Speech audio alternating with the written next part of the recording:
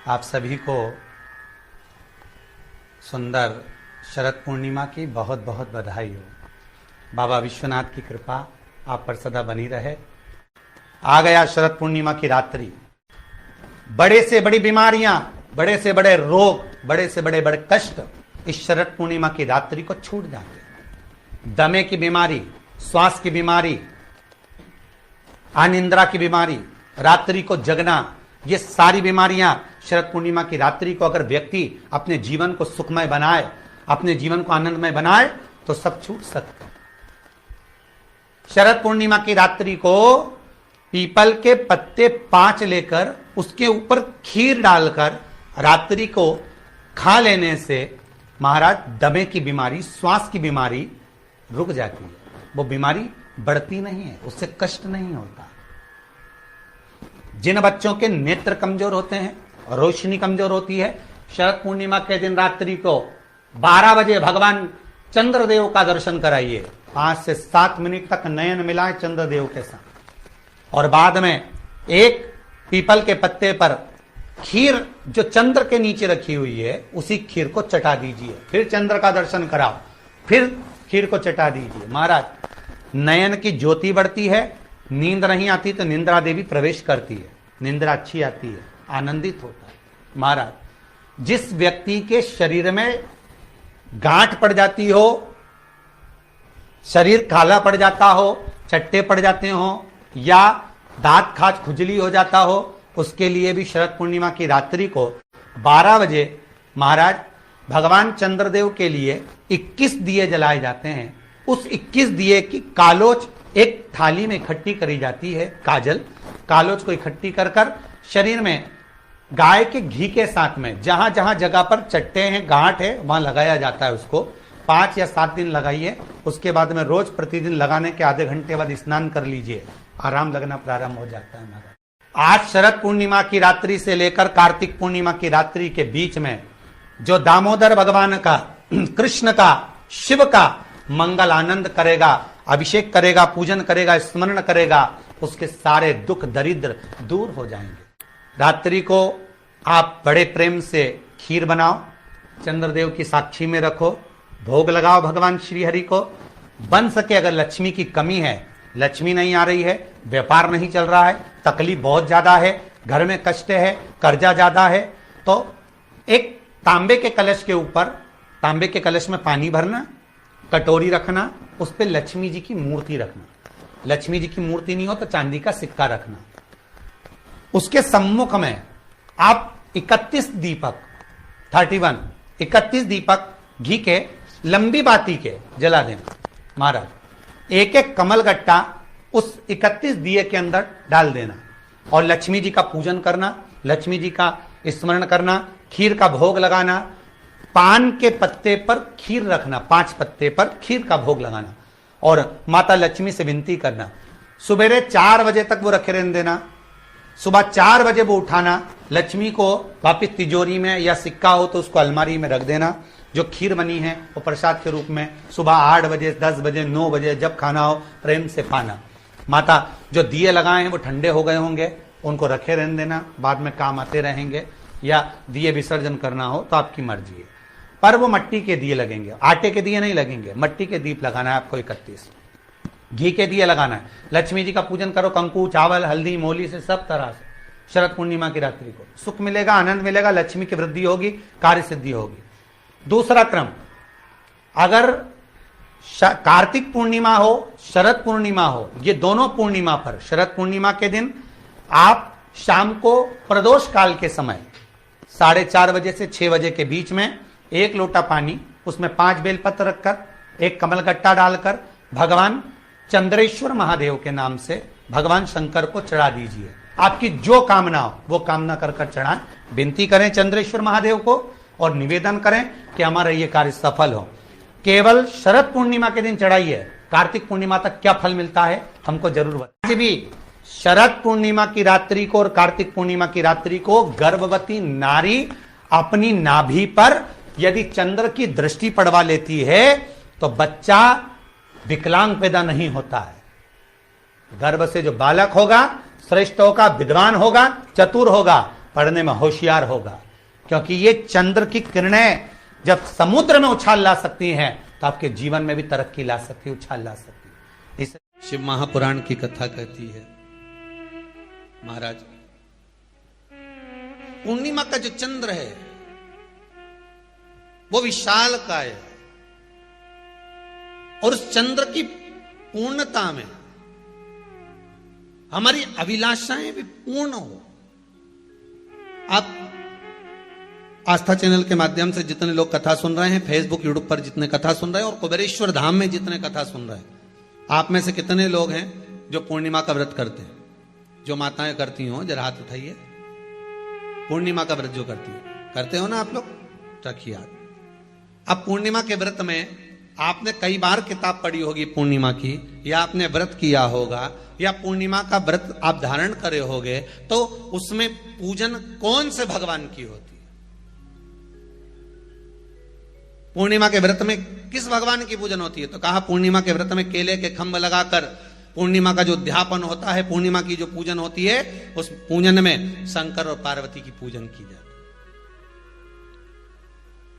शिव और नारायण की पूजन करी जाती है, शंकर और पार्वती का स्मरण किया जाता है।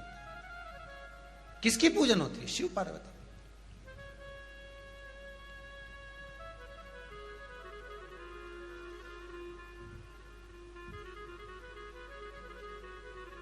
क्यों शंकर और पार्वती का पूजन क्यों करा जाता है पूर्णिमा के व्रत में? क्योंकि शिव और माता पार्वती ही केवल एक ऐसे हैं जिन्होंने अपूर्ण लक्ष्मी को भी पूर्ण बना दिया था। किसको पूर्ण बनाया है? लक्ष्मी।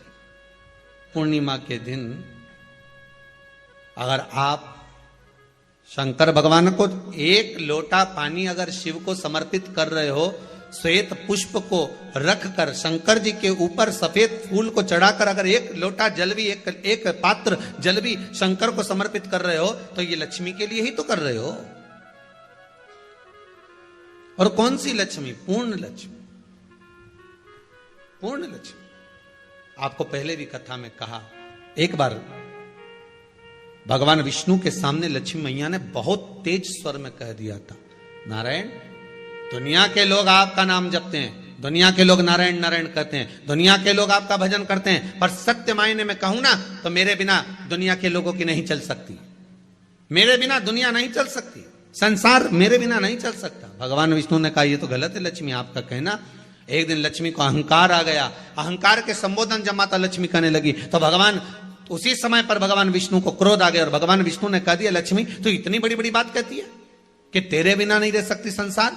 मैं तुझे कहता हूं लक्ष्मी, तू अपूर्ण है, तू अपूर्ण है, तू पूर्ण कब हो गई?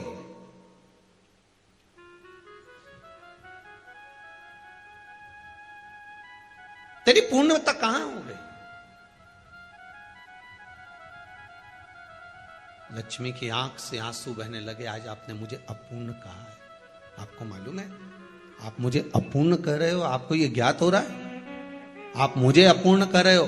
भगवान कहते हैं, हां लक्ष्मी, मैंने तुझे अपूर्ण कहा है। अपूर्णता का मतलब आप जानते हो ना? भगवान कहते हैं, लक्ष्मी मैं सब जानता हूं। लक्ष्मी रोती हुई माता सरस्वती के पास पहुंच गई। सरस्वती ने पूछा, क्या बात है लक्ष्मी, क्यों रो रही हो? लक्ष्मी जी ने कहा, क्या बताऊं सखी, मेरे पति ने आज मुझे अपूर्ण कह दिया है।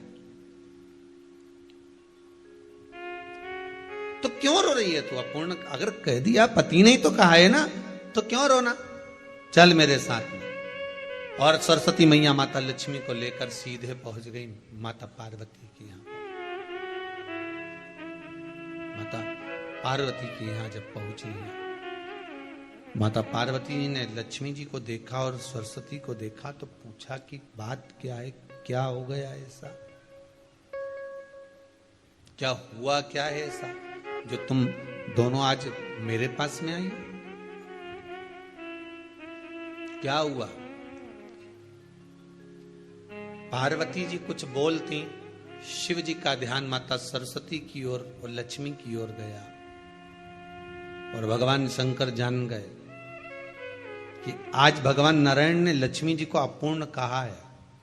अब देखें माता पार्वती क्या कर सकती है, इसको पूर्ण बनाने के लिए करेगी क्या? क्या हुआ? माता सरस्वती जी बोली, लक्ष्मी को अपूर्ण कर दिया। अपूर्ण कर दिया? हाँ, तो क्या सोचना उसके लिए, इसको मैं अभी पूर्ण बना देती हूं। माता जगत जननी पार्वती ने गोदी में विराजमान गणेश जी को उठाया और उठाकर लक्ष्मी जी की गोद में दे दिया। ले लक्ष्मी, आज से तू पूर्ण हो गई। लक्ष्मी, आज से तू पूर्ण है। गोदी में जब तक संतान नहीं है तो नारी को लोग अपूर्ण समझते हैं, पर माता पार्वती जी ने संपूर्ण ब्रह्मांड में एक सिद्धता प्रदान कर दी कि अपने गोदी के लाल को, अपने गोदी के पुत्र को माता ने लक्ष्मी की गोद में देकर लक्ष्मी को पूर्ण बना दिया। वो दिन कौन सा था? पूर्णिमा का दिन था। पूर्णिमा के कितने व्रत होते हैं? बोलते जाओ, जरा जल्दी जल्दी बोलो। पूर्णिमा के नारियों को, स्त्रियों को अखंड सौभाग्य के लिए, जो नारी वैधव्य नहीं होना चाहती है, उस नारी को पूर्णिमा के कितने व्रत करना चाहिए? जिस नारी के यहां संतान नहीं हो, औलाद नहीं हो, उसको पूर्णिमा के कितने व्रत करना चाहिए? जिस नारी का पुत्र, पति बहुत बीमारी से ग्रसित हो, लग रहा हो कि ये मेरा बेटा बहुत बड़ी बीमारी में घिरा हुआ है, तो नारी को कितने व्रत करना चाहिए? स्वयं भगवान कृष्ण ने माता यशोदा को द्वापर में भी बताया है कि पूर्णिमा के 32 व्रत होते हैं। कितने व्रत होते हैं? 32।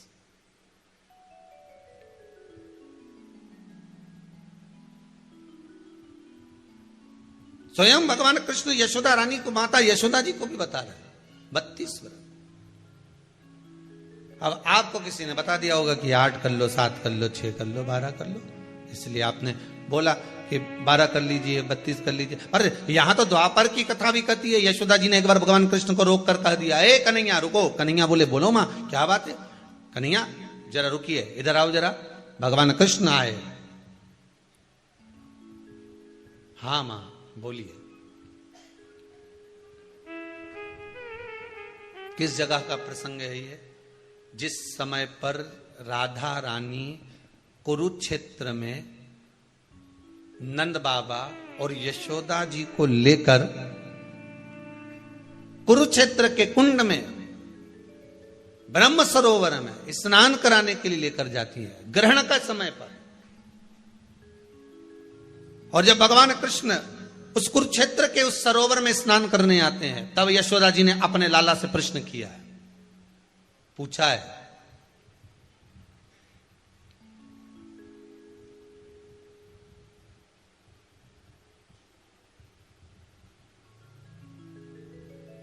कि नारी वैधव्य होकर ना मरे।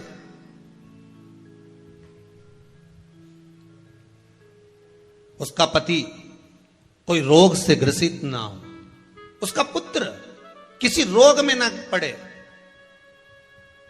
अरे भाई, कितना सुंदर संवाद लिखा है। अगर किसी माता का पुत्र मान लो किसी नशे में डूबा हुआ है, कोई नशा कर रहा है और गलत नशा है, आपको लग रहा है कि ये नशे में डूबा हुआ है, आपको लग रहा है कि ये गलत जगह पर डूब गया है, आपको लग रहा है कि मदिरापान में, मांसाहार में, या अधिक अधिक गांजा आदि का जो भी नशे होते हैं, जितने भी नशे, उसमें डूब चुका है। और मां उसको समझा रही है, तू नशे में मत डूब, तू इस काम को मत कर, तू ये गलत कर्म मत कर।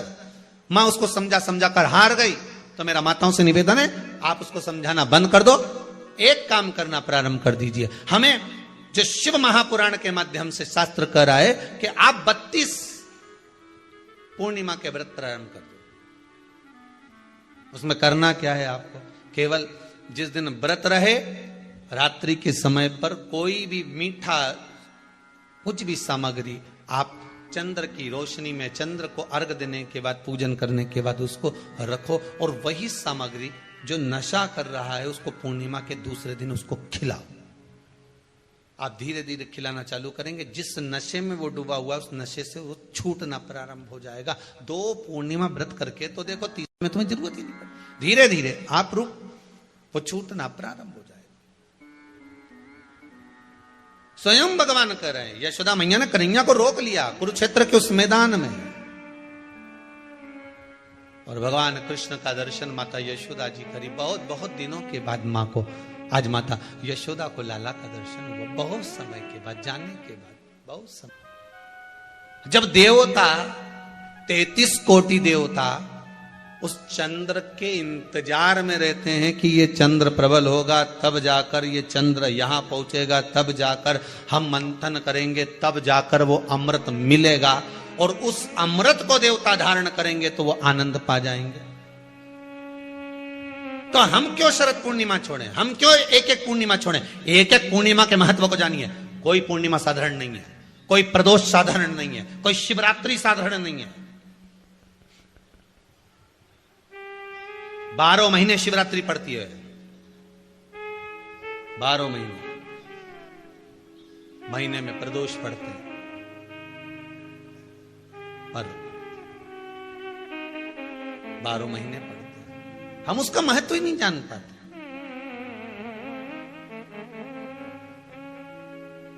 कौन से प्रदोष पर क्या करना है, कौन सी पूर्णिमा को क्या धारण करना है, कौन सी शिवरात्रि पर। कई लोगों को तो यहां तक नहीं मालूम था कि भाई श्रावण के महीने में भी शिवरात्रि आती है। वो तो बस लोगों के कि शिवरात्रि का पूजन हुआ, तो उसका स्मरण क्यों छोड़े हम? अगर ये वेद और शास्त्र ब्राह्मणों को दिए गए हैं, ये वेद और शास्त्र विद्वज्जन को दिए गए हैं, तो इसका स्मरण होना चाहिए कि हम निकालकर जनमानस तक ये चीज पहुंचाएं कि हमें इस दिन ये पूजन करना है, उसका स्मरण होना चाहिए।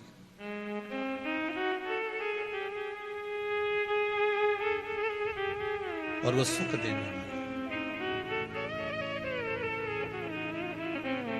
भगवान कृष्ण से यशोदा जी ने पूछा तो भगवान कृष्ण ने कहा, मां पूर्णिमा का व्रत अगर नारी 32 पूर्णिमा धारण कर लेती है तो वो नारी बेधव्य होकर नहीं जाती। पर आप लोग व्रत जो करते हो ना, जो भी व्रत आप लोग उठाते हो, सोमवार का व्रत जैसे किसी माता जी ने उठा लिया और वो उठाने के बाद, हम तो शादी नहीं हुई थी ना जब भी सोमवार व्रत करते थे, अब शादी हो गई अभी भी हम सोमवार का व्रत कर रहे हैं, करे जा रहे हैं, पर उसका कोई उद्यापन नहीं करा, कोई संकल्प नहीं लिया गया कि मैं 5 करूंगी कि 16 करूंगी कि 25 करूंगी कि 31 करूंगी कि 21 करूंगी। इसलिए पूर्णिमा व्रत का विधान में कहा गया कि 32 पूर्णिमा का पहला संकल्प होना चाहिए। उसके बाद आपकी 32 पूरी हो जाए, फिर आप दूसरे और व्रत कर लो, फिर 32 कर लो, फिर 32 कर लो, पर उसमें पूर्णता का भाव। अभी तक किसी के सोमवार और गुरुवार और शुक्रवार के व्रत ही पूर्ण नहीं हुए, अभी तक चल रहे हैं, अभी तक चल रहे हैं। हम तो सोमवार का व्रत करते हैं, हम तो शनिवार करते हैं, अब शनिवार करते करते 4 साल हो गए, 6 साल हो गए, 5 साल हो गए। भगवान को तो थोड़ा बहुत कुछ खिला पिला के उनको एक बार तो विश्राम दे। ये जितनी पूर्णिमा के व्रत हैं, जितने 12 महीने जो पूर्णिमा पड़ती है, पूनम पड़ती है, ये भले दुनिया के लोग कहते हैं कि ये भगवान राधा और कृष्ण से संबंध रखते हैं, सीता राम जी से संबंध रखते हैं, राम और कृष्ण से संबंध रखते हैं, पर इनका यदि सही संबंध